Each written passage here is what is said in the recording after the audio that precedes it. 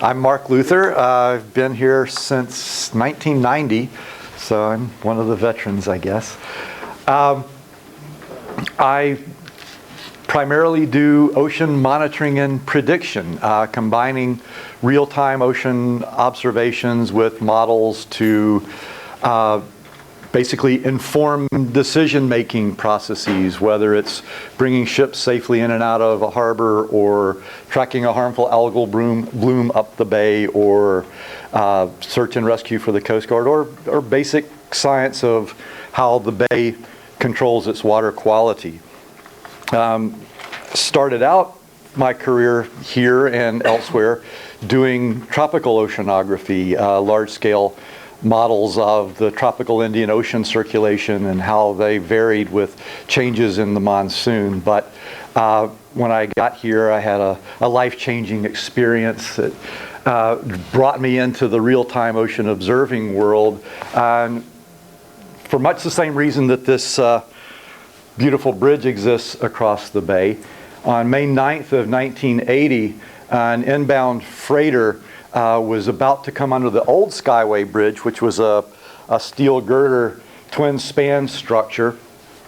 Just as it was approaching a slight bend in the ship channel to line up on the center span of the bridge, a large squall line overtook it with 60-knot winds on the beam of the vessel, driving rain that blinded the pilot that was guiding the vessel.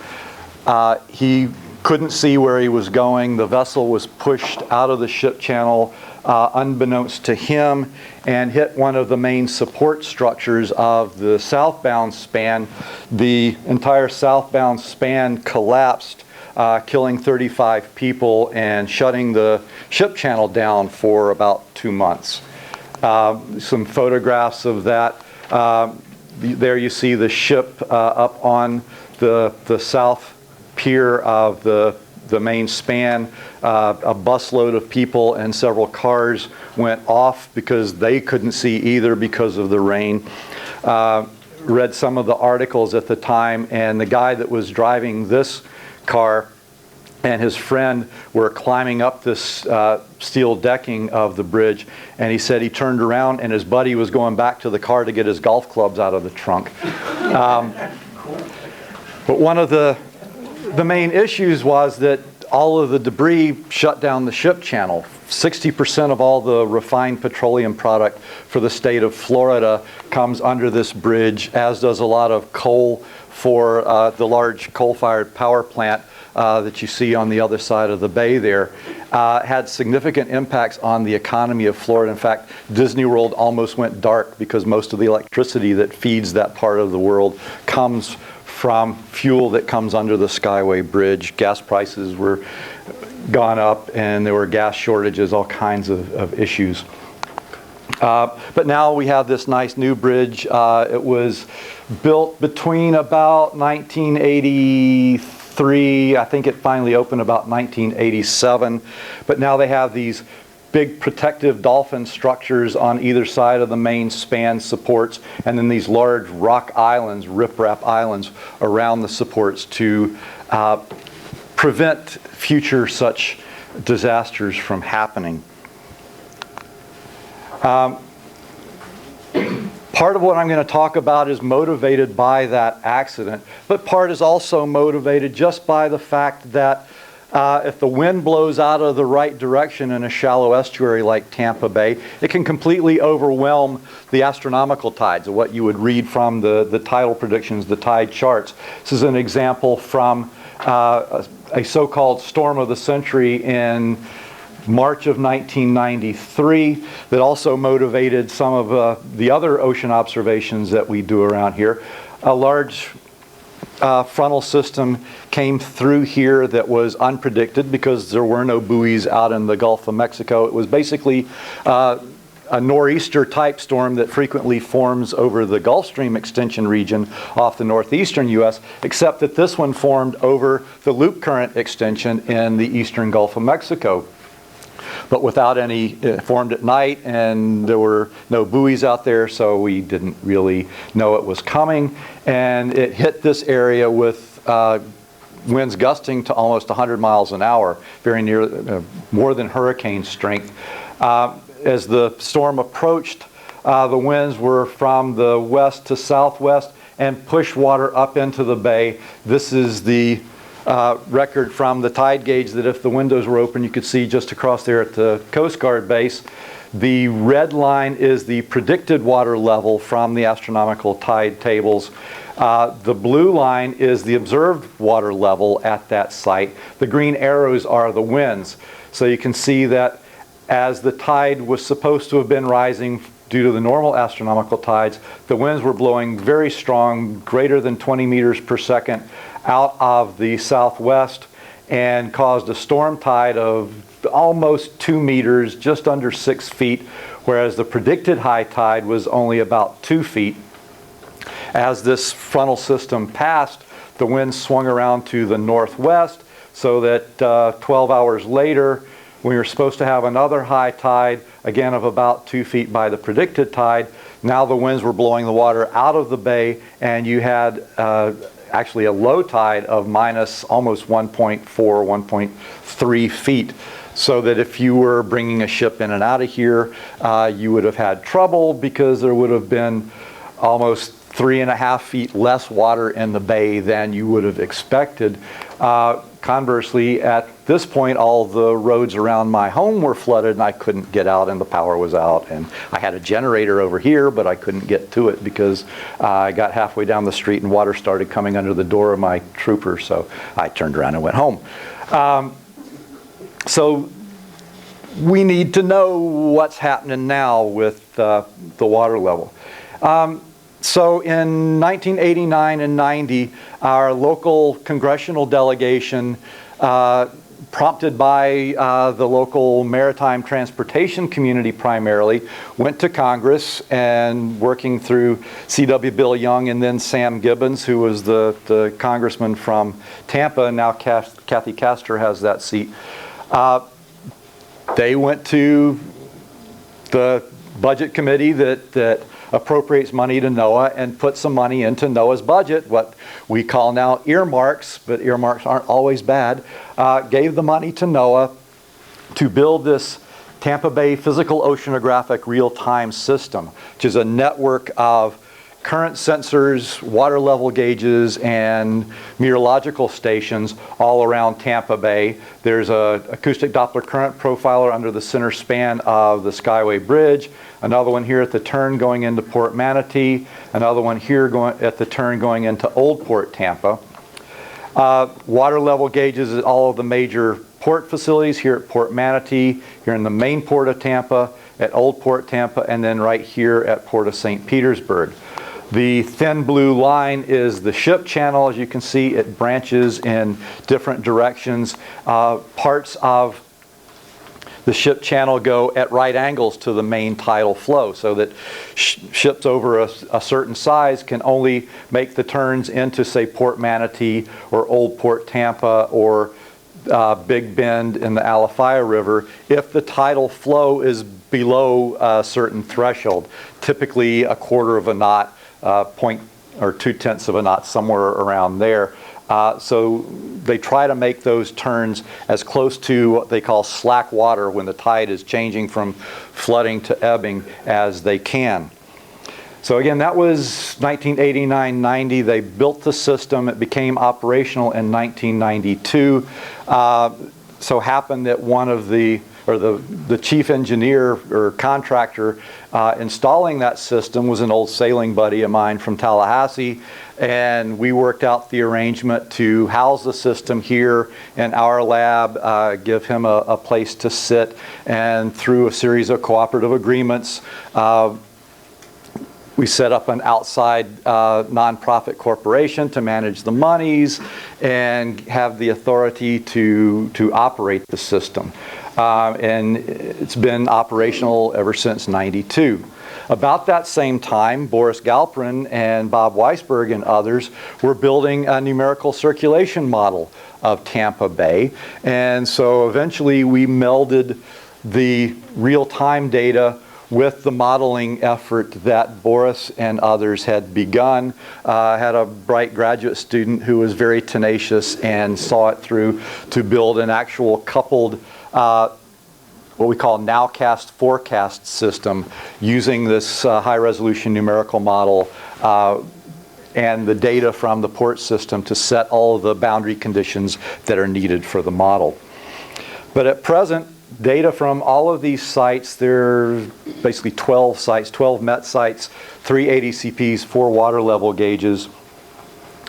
The data come in by line of sight radio every 6 minutes, are passed off to the National Ocean Service Operations Center in Silver Spring, Maryland, where they undergo some automated quality control and assurance, and then they get posted to the internet for all to see. Tampa Bay was the first of its kind in this type of a system, and for many years was the only one. NOAA's budgets were cut, and there was no, because it was an earmark, there was the money to build it, but not the money to continue to operate it. And so the local maritime community finally banded together and identified some trust funds that could be rated to help support it. But because it was so successful, everybody else started to want in on the action, and now there are, by various estimates, 18 to 22 locations that have official NOAA port systems, others that have sort of a non-official real-time observing system. And it's become increasingly important over the years. In the 1800s, the ship's draft was only maybe 10 to 12 feet, but now ships routinely come into Tampa Bay drafted to 40 to 41 feet when the controlling depth of the ship channel is only 43 feet. And so knowing exactly how high the tide is and how much water you have under your keel becomes critical. But maritime transportation is not the only use of this information. It's the one that pays for it, but it's also utilized for hazardous material spill response, for various types of environmental protection and management, storm surge prediction and mitigation. We're working with FWRI for red tide studies and prediction, fisheries management, and also with the Corps and USGS in sediment transport and mitigation studies. This is a picture of a couple of the systems. This is the transmitter tower out at the Skyway Bridge. You can see the Skyway Bridge in the background. This is one of those protective dolphins, those concrete islands that are about 65 feet in diameter that protect the center span of the bridge. The ADCP itself sits in a big concrete pyramid right in the middle of the ship channel on the bottom, and there's a cable that runs up to this tower where there's solar panels that power the system and electronics to manage the data stream and a radio to transmit the data back to shore. This is a tower out in the middle of the bay right by that turn going into Port Manatee. It's a 36-inch steel pipe that was driven into the bottom. And again, there's a cable that runs from there out to the middle of the ship channel where the acoustic Doppler current profiler sits. And then there's a whole suite of meteorological and other instruments on here. Again, working with FWRI, they have a bunch of bio-optical sensors out there for chlorophyll and turbidity and CDOM. Kent Fanning's group and Rob Masserini have an ISIS nutrient sensor out there, and we have also temperature and salinity sensors that are not part of the official ports data stream. There's an independent data collection package out there to handle all of these other data, but we've had funding over the years from DEP to look at atmospheric deposition over the bay and putting all sorts of additional sensors out here. So it's a very useful platform. I'm going to talk about some of our instrument test and verification studies through another program we work with. Much of that is conducted out at this tower. And this is one of the water level gauges over in the Port of Tampa. And some of the graphics that you can get off of the website of the real-time data. The harbor pilots also get the data on their so-called portable pilot units. Every commercial vessel over a certain size that comes in and out of Tampa Bay has to have a harbor pilot on board. These are men and women who are trained and licensed specifically to guide vessels in and out of Tampa Bay. Because most of the ships that call on the ports here call on hundreds of ports every year, and so the captain of the ship can't be expert in every port that he calls on. That's why every major port facility has these harbor pilots or bay pilots or river pilots, depending on where you are. So they get, there's a system called the Automated Identification System. Every ship over a certain size is required by international law to have one of these systems on board. It broadcasts all the navigational information of that ship from its GPS and receives all that information broadcast by every other ship that's in radio range. And you can plot it on a nice electronic